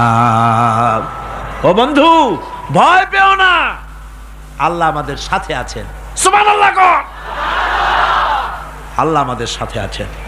আমরা মাইনরিটি নই, আমরাই মেজরিটি। আল্লাহ আছে আমার সাথে, ভয় পাওয়ার কোনো কারণ নাই। সুবহানাল্লাহ। আল্লাহ পাক বলেন, ফাআনসালাল্লাহু সাকিনাতাহু আলাইহি ওয়া আইয়াদাহু বিজুনুদিন লাম তারাওহা। আমি এদের অন্তরের ভিতরে আমি শান্তি নাজিল করে দিলাম, প্রশান্তি দিয়া দিলাম, আর আমি সাহায্য করলাম, আর এমন সব সৈন্য পাঠায় দিলাম যে সৈন্যগুলি তোমরা দেখতে পাও নাই। সুবহানাল্লাহ ওয়া বিহামদিহি। ভাইরা আমার, রাসূল করিম সাল্লাল্লাহু আলাইহি সাল্লাম এই বিপদের মাঝে, চরম বিপদের মাঝে অবিচলতা, দৃঢ়তা, কঠিন আত্মনির্ভরতা দেখিয়েছেন। এগুলি হলো ঈমানের 5 নম্বরের উপকারিতা। আল্লাহর প্রতি ঈমান আনলে এভাবে পাহাড় সম ঈমান মজবুত হয়ে যায়। জেলের পরোয়া করি না, ফাঁসির পরোয়া করি না, শহীদ হওয়ার পরোয়া করি না, মেরে ফেলে দেবে, উড়ায় দেবে, হত্যা করবে, পরোয়া করি না। পরোয়া করি কেবলমাত্র কাকে? জোরে বলেন, কারে? এইরকম মুসলমান হাজার হাজার লাখ লাখ দরকার নাই, 313 জন যথেষ্ট। কয়জন যথেষ্ট? 313 জন যথেষ্ট। বদরে যারা জান দিয়ে মাল দিয়ে দিনকে প্রতিষ্ঠিত করেছিলেন, এরকম 313 জনই যথেষ্ট ছিল আল্লাহর দিনকে কায়েম করার জন্য। যদি রক্ত দেওয়া লাগে তাহলে এই বিশাল জনসমুদ্রকে প্রশ্ন করি, ভয় পাবেন? রক্ত দিতে পারবেন? যদি জেলে যাওয়া লাগে যেতে পারবেন? যদি শহীদ হতে হয় তাও কি পারবেন? এই দৃঢ়তা, এই অবিচলতা, এই ঈমান, এই ধৈর্য শিক্ষা দেয়, এই উপকার করে ঈমান বিল্লাহ। আল্লাহর প্রতি ঈমান আনলে এভাবে পাহাড়ের মতো শক্ত হয়ে যায় কলিজা। কোন আলহামদুলিল্লাহ। আমার বন্ধুগণ, এবার আমি বলবো সর্বশেষ উপকারের কথাটা বলি, মোনাজাত ছেড়ে দেব।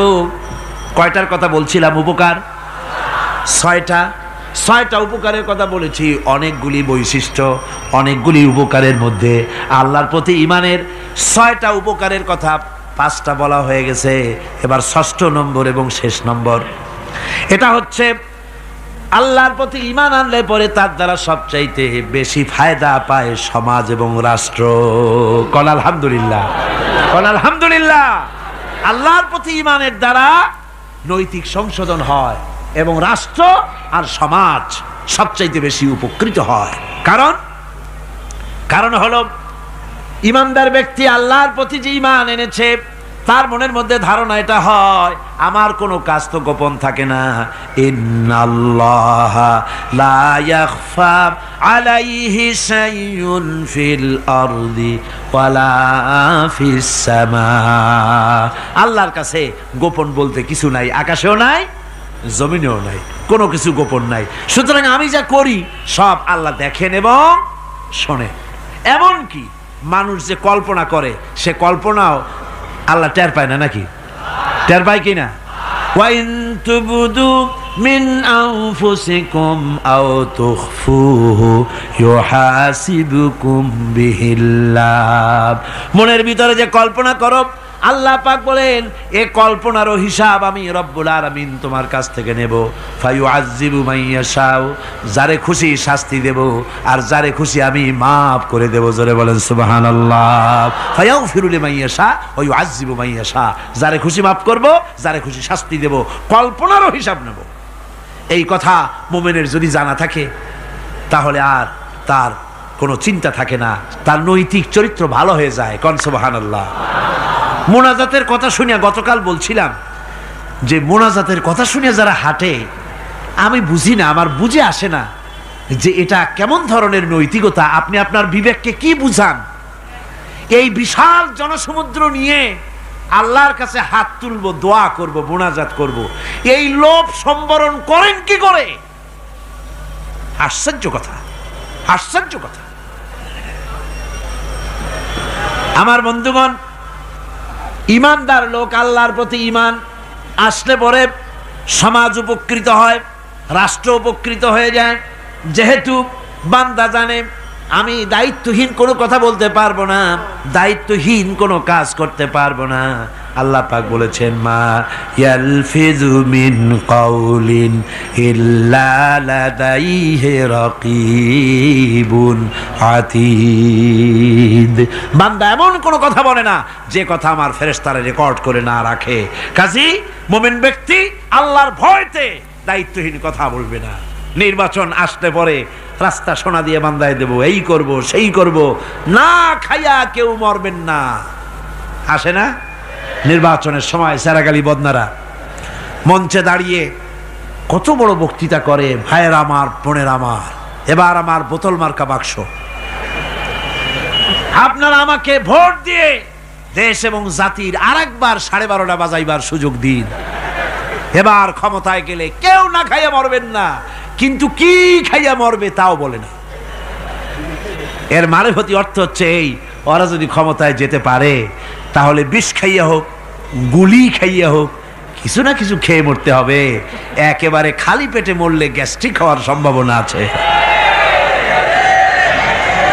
ঈমান বিল্লাহ যদি না থাকে, আল্লাহর ভয় যদি না থাকে, তাহলে দায়িত্বহীন কথা বলে। আর আল্লাহর ভয় যদি থাকে তাহলে নৈতিকতার সংশোধন হয়ে যায়, দায়িত্বপূর্ণ কথা বলে, মানুষকে ফাঁকি দেয় না। আমার বন্ধুগণ, আল্লাহ রাব্বুল আলামিন তার বান্দা যারা আল্লাহকে ভয় করে, সে ভয় করা বান্দাগুলির মনের মধ্যেই চিন্তা এসে যায়, আমি যেখানে থাকি না কেন আল্লাহ আমাকে দেখতেছেন, শুনতেছেন। রাতে হোক দিনে হোক যেখানে আছি আল্লাহ আমারে দেখতেছেন। আল্লাহ পাক বলতেছেন, ওয়া হুয়া মাআহুম ইজ ইউবাইতুনা মা লা ইয়ারদা মিনাল কওলি ওয়া কানা আল্লাহু বিমা ইয়ামালুনা মুহীতা। আল্লাহ পাক বলেন, আমি তো আমার বান্দার নিকটে তখনও থাকি যখন সে গোপনে গোপনে রাতের বেলায় আমার মর্জির খেলাফ পরামর্শ করে। আমার মর্জির খেলাফ পরামর্শ করতেছে রাত্রে, আমি তো তখনও কাছে থাকি, ওটা আমি শুনি।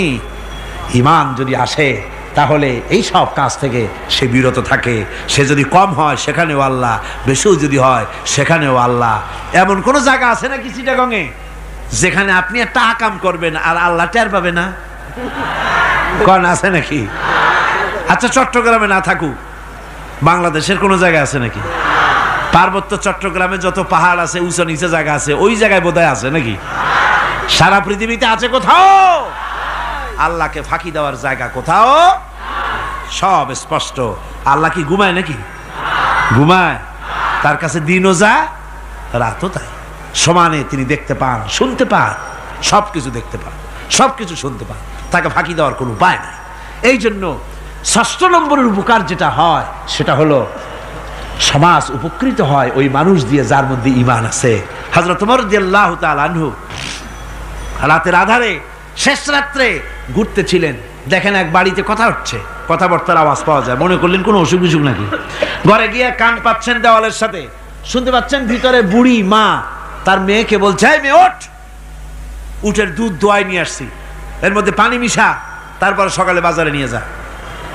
মেয়ে বলছে, মা এই কামটা আমি পারবো না। কেন পারবি না? হযরত ওমর ফরমান জারি করেছেন, দুধে পানি মিশাতে নিষেধ করেছে, কাজে এই কাজটা আমি পারবো না। হ্যাঁ রে বেটি, আমিরুল মুমিনিন দেখ এখন কোথায় যাই, ঘুমায় আছে, সে কি দেখতেছে নাকি যে পানি মিশাই না কি মিশাই? মেয়ে বলতেছে, মা আমিরুল মুমিনিনকে ফাঁকি দেওয়া যেতে পারে, তার পুলিশ বাহিনীকে ফাঁকি দেওয়া যেতে পারে, কিন্তু আল্লাহ রাব্বুল আলামিনের চোখকে ফাঁকি দেওয়া যাবে না।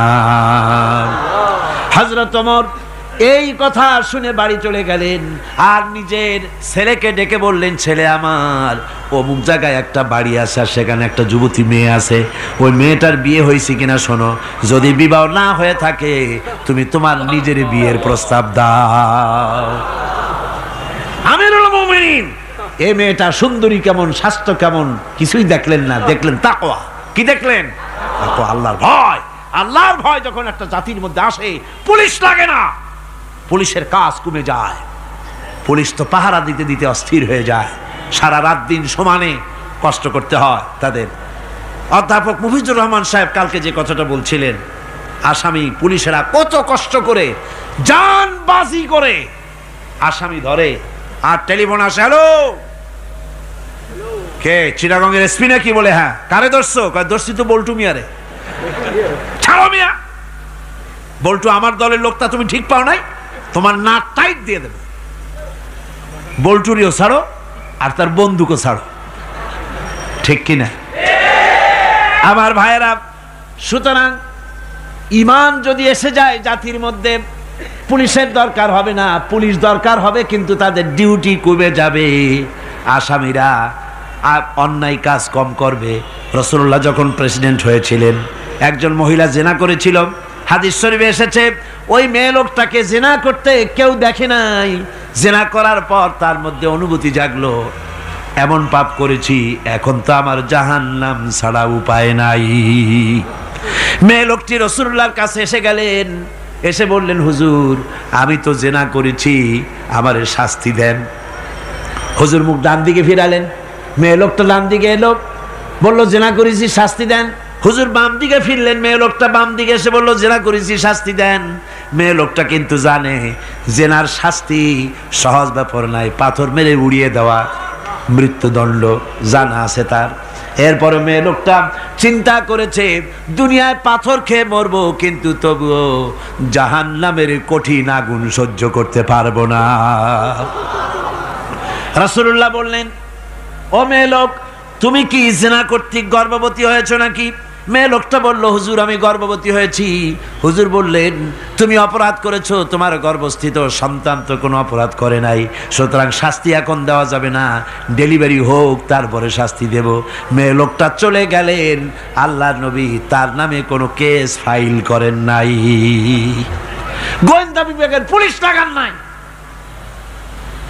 ডেলিভারির পর এই মেয়ে লোক আবার এসে হাজির, পুলিশ দিয়ে আনা লাগে নাই, আবার এসে হাজির। হুজুর আমি সেই হতভাগিনী, বলছিলেন ডেলিভারির পর বিচার করবেন, এই যে বাচ্চা হয়েছে, এ বাচ্চার দায়িত্ব কাউকে দেন, আর আমারে তাড়াতাড়ি শাস্তি দেন, আমি যদি মরে যাই আমি জাহান্নামে চলতে পারবো না।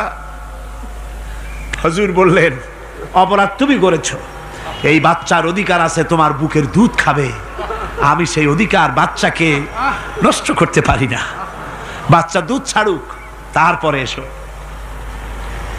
2 বছর যেতে না যেতে ওই মেয়ে লোকটি বাচ্চারে কোলে করে নিয়ে এসেছে, পুলিশ লাগে নাই, গোয়েন্দা বিভাগের কাউকে পাঠানো লাগে নাই। মেয়ে লোকটি বাচ্চা কোলে করে নিয়ে এসে হাজির। হুজুর আমারে চিনছেন নাকি? আমি তো সেই হতভাগিনী, জেনা করছিলাম, বিচার চাইছিলাম, ডেলিভারি পরে হবে বলছিলেন, দুধ ছেড়ে দিলে পরে হবে বলেছিলেন। আমার ছেলে এখন দুধ ছেড়ে দিয়েছে, আমি তারে রুটি খাওয়া শিখাইছি, দুধ ছাড়া এখন সে বাঁচবে, আমি তার হাতে রুটি দিয়ে আনছি, দেখেন ও রুটি খেতে পারে, আর দেরি করবেন না, আমার বিচার করে দেন। রাসূলুল্লাহ ছেলেটার দায়িত্ব কাউকে দিয়ে দিলেন, আর বললেন, এই মহিলাটিকে নিয়ে যাও, বুক পর্যন্ত মাটির মধ্যে গেড়ে দিয়ে তারপরে রজম করো। মেয়ে লোকটিকে বুক পর্যন্ত গেড়ে দেওয়া হলো, চতুর্দিক থেকে পাথর মারা হচ্ছিল, পাথরে লেগে শরীরে রক্ত ছিটে এক সাহাবীর গায়ে লাগলো। সাহাবী তারে গালি দিয়েছিলেন, হুজুর শুনে বললেন, সাহাবী গালি দিও না, এ মেয়ে লোকের তওবা আল্লাহর কাছে এত কবুল হয়ে গেছে, যদি এই তওবাকে ভাগ করে দেওয়া হয় গোটা মদিনাবাসীর নাজাতের জন্য তা যথেষ্ট হয়ে যাবে। সুবহানাল্লাহ, পুলিশ লাগে নাই, এমন সমাজ কায়েম হয়। ঈমান বিল্লাহ, আল্লাহর প্রতি ঈমান যদি এসে যায়, জাতির যদি রক্তে রন্ধ্রে রগে রেশায় যদি ঈমান এসে যায়, তাহলে পুলিশ বিডিআর আর্মি আরামে ঘুমাবে, তাদের জন্য পরিশ্রম হবে না, কষ্ট হবে না, অপরাধ প্রবণতা কমে যাবে, মানুষের অশান্তি কমে যাবে, শান্তির বন্যা প্রবাহিত হয়ে যাবে। সুবহানাল্লাহি বিহামদিহি। এই জন্য রাসূলুল্লাহ বলেছিলেন, খাইরুল কুরুনে কারনি, সর্বশ্রেষ্ঠ যুগ কার যুগ? জোরে বলেন না, সর্বশ্রেষ্ঠ যুগ কার যুগ? রাসূলুল্লাহর যুগ। জোরে কোন কার যুগ? রাসূলুল্লাহর যুগ। এই জন্যে আমি আপনাদের খেদমতে আরজ করতে চাই, ইসলাম এ ধরনের সীমারেখা ঠিক করে দিয়েছে। তিলকা হুদুদুল্লাহ ফালা তা'তাদুহা, এ হলো আল্লাহর সীমারেখা, এই সীমারেখাকে ভঙ্গ করো না, লঙ্ঘন করো না, আল্লাহর উপরে ঈমান পরিপূর্ণরূপে আনো এবং এই ঈমানের উপরে ভিত্তি করে নিজেদের জীবনকে পরিচালিত করো। এই ঈমান যদি জাতির ভিতরে এসে যায়, তাহলে বৈষয়িক জীবনে, দুনিয়ার জীবনে সত্যিকারের যদি শান্তি পেতে চাই, আল্লাহর উপরে ঈমান আনতে হবে। ইহকাল পরকালে যদি নাজাত পেতে চাই, আল্লাহর উপরে ঈমান আনতে হবে।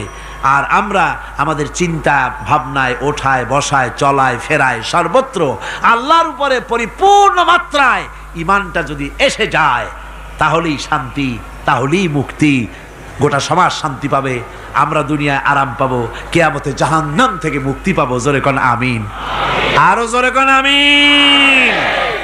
বন্ধুগণ, আল্লাহর প্রতি ঈমানের এই কথাগুলি আবারও স্মরণ করিয়ে দেই। লাইসাল বিররা আন তুওয়াল্লু বুজুহাকুম কিবালাল মাশরিকি ওয়াল মাগরিব, পূর্ব পশ্চিমের যত মাথা ঘুরাও, এটাই কোনো কল্যাণের কাজ আসলে নয়। আসল কাজ আল্লাহর উপর ঈমান। আসল কাজ কি? চিল্লা এখন, আসল কাজ কি? আল্লাহর প্রতি ঈমান। সেই ঈমানের কথা এই 3 দিন ধরে বললাম, আর বাকি আছে কয়দিন? বাকি আছে কয়দিন? এই বেহেশতের বাগান আগামী 2 দিন পরে স্তব্ধ হয়ে যাবে।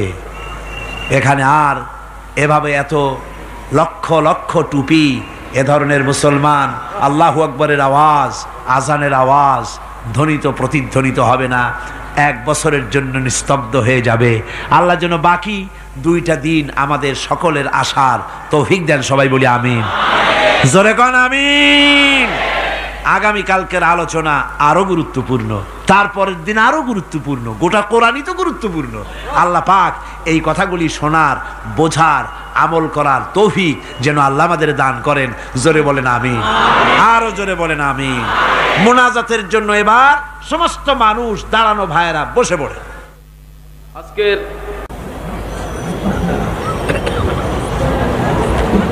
মোনাজাতের পর আজান হবে বা জামাত এশার নামাজ পড়ে আপনারা যাবেন। আর যাওয়ার সময়, আসার সময় আপনারা আল্লাহর নামের ধ্বনি দিতে দিতে যাবেন আর আসবেন। গোটা শহর জুড়ে তাফসীর চলাকালীন চট্টগ্রামের আকাশ বাতাস, গাছপালা, তরুলতা, মানুষ, পুরুষ, নারী সবাই যেন টের পায় যেখানে তাফসীরের মাহফিল হচ্ছে।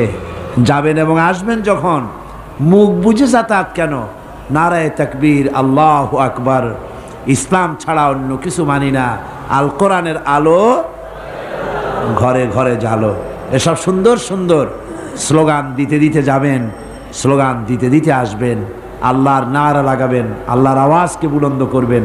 আল্লাহ সকলকে তৌফিক দিন, আল্লাহুম্মা আমিন। রব্বানা যালামনা أنفسنا وإن لم تغفر لنا وترحمنا لنكونن من الخاسرين ربنا لا تزغ قلوبنا بعد إذ هديتنا وهب لنا من لدنك رحمة إنك أنت الوهاب ربنا فاغفر لنا ذنوبنا وكفر عنا سيئاتنا وتوفنا مع الأبرار ربنا وآتنا ما وعدتنا على رسلك ولا تخزنا يوم القيامة إنك لا تخلف الميعاد আয় আল্লাহ রব্বুল আলামিন, বিশাল এই জনতা নিয়ে তোমার দরবারে হাত তুলেছি রব্বুল আলামিন। কোরআনে কারীমের মাহফিল বড় আশা করে হাত তুলেছি, মেহেরবানি করে আলোচনার সব রাসূল করিম সাল্লাল্লাহু আলাইহি ওয়াসাল্লামের রূহ মুবারকে পৌঁছায়া দাও। तमाम পৃথিবীর মাটির নিচে মুমিন মুমিনাত যারা শুয়ে আছে তাদের রূহের বলে সব পৌঁছায় দাও রব্বুল আলামিন। আমাদের মা বাপ যাদের দুনিয়া থেকে বিদায় হয়ে গেছে, কবরগুলিকে জান্নাতের টুকরা বানায়া দাও। রব্বির হামহুমা কামা রব্বায়ানি সগীরা, সবাই পড়েন রব্বির হামহুমা কামা রব্বায়ানি সগীরা। আয় আল্লাহ, আমাদের মা বাপ যাদের বেঁচে আছে স্বাস্থ্য ভালো রাখো আল্লাহ, তাদেরকে হায়াতে তাইয়্যিবা দাও, সেহাতে কুল্লিয়া দাও, খাতিমা বিল খাইর করো রব্বুল আলামিন।